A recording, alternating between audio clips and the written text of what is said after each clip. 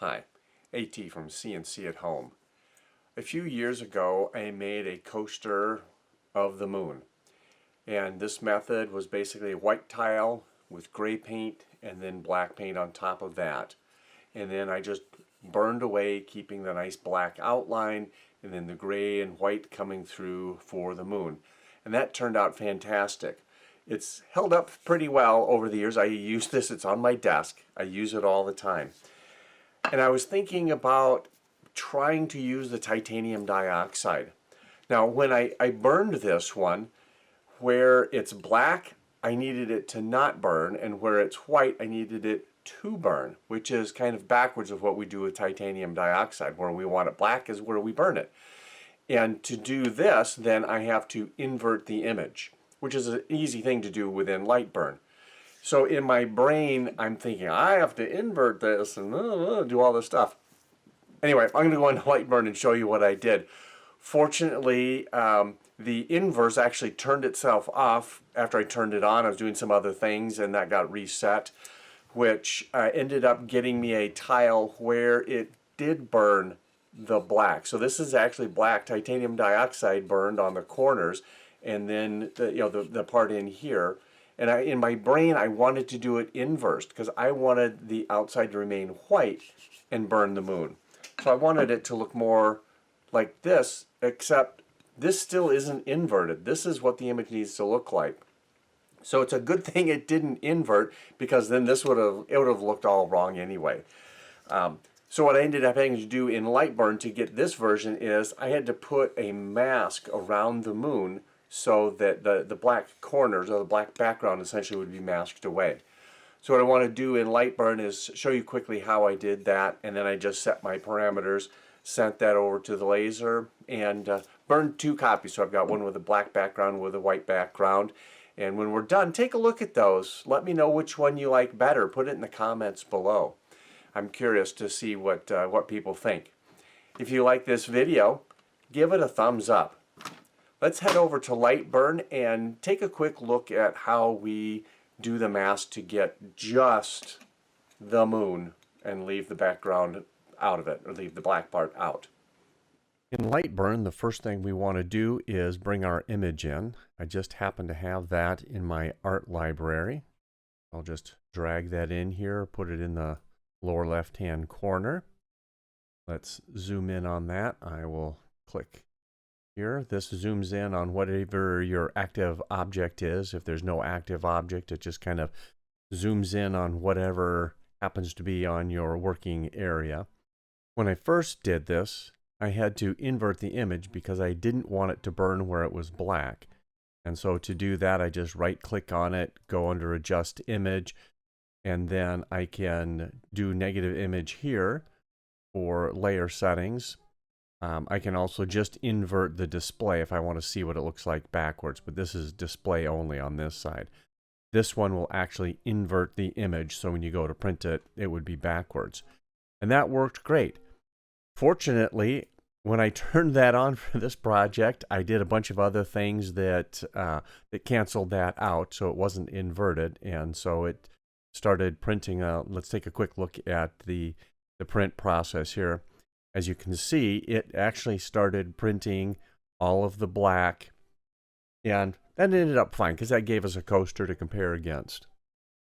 What I wanted to do was to basically mask out that background and just have the moon.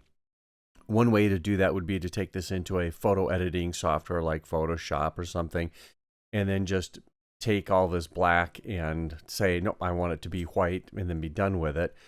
If you don't have access to that, we just create a mask. And that's as simple in this case as creating a circle. So I'm going to create a circle. I'm going to use my crosshairs here and it get me approximately where I need to be. I'll go about there. So I'll click. And then I'm also on a tool layer, so this mask won't actually burn. I'll get it approximately the size I need. So about like that is going to be fine. And then we can adjust that in a little bit. Now what we want to do is we want to select our image. And then we want to select our mask. So to do that, I'm going to turn off the show on the image so we can see the mask part correctly. I'm going to press Shift, click that, and you can see we've got marching ants now. So that has been selected. Turn my image back on, and if I right click, I have the option to apply mask. I can also do that under the Tools menu. I can say Apply Mask. When I choose that option, as you can see, anything that's inside that circle is still shown. Anything outside of it disappears. What I can do is I can select that mask because it's not quite in the right spot. It's good on this side, it's sort of good on this side, but it's a little bit too low, so I can raise that up. I'm going to hold my Control and Shift key so it does really small increments. I'm going to move that up, maybe over just a tiny bit, but now it's way too tall. So I'm just going to grab this handle and I'm going to bring it down just a little bit. And that looks pretty good. Let's do a quick preview and see how it looks there. Okay, looks pretty good. I do have a little bit of extra down here, so let's take care of that. We'll just select our mask again. And I'm going to just move it up ever so slightly to get rid of all of that. And again, I'll have to bring the top down. So we're making more of an ellipse or an oval. Looks pretty good. Let's do another preview, see how that looks. All right, this is looking pretty good in the preview. I'll go ahead and make sure that this is assigned the correct thing for my material. So I go under Tiles. I'm doing titanium dioxide and I'm doing fill. No, I'm not doing fill. This is an image. I'm doing image. Let's go ahead and assign that. And then take a quick peek at what we've got. So we're 5,000 millimeters per minute, 50% power. We're using the Jarvis dithering. That should work well. We'll go ahead and click OK. In our preview, it says this is going to take 33 minutes. Sounds about right. This looks like it might turn out a little bit dark, but probably not. It always ends up looking a little darker in preview than in reality. So I'm going to go ahead and leave that. If we wanted to adjust it, we could play around with our power settings. We can also come into the shape properties and we can change the contrast and the brightness of our image. So here I'm lightening it up a little bit using contrast. I can do the same with the brightness, or I could even go negative on the brightness. And with the higher contrast, we have a better separation between the darks and the lights. Do a quick preview. Again, the whole thing looks really dark. I'm just going to leave it at no adjustment on the image. And if I don't like it, I can just burn another one. It's not that big of a deal. The material's cheap, and I've got a few of the tiles already coated with the titanium dioxide. So let's go ahead and send this one over to the laser and see what it looks like.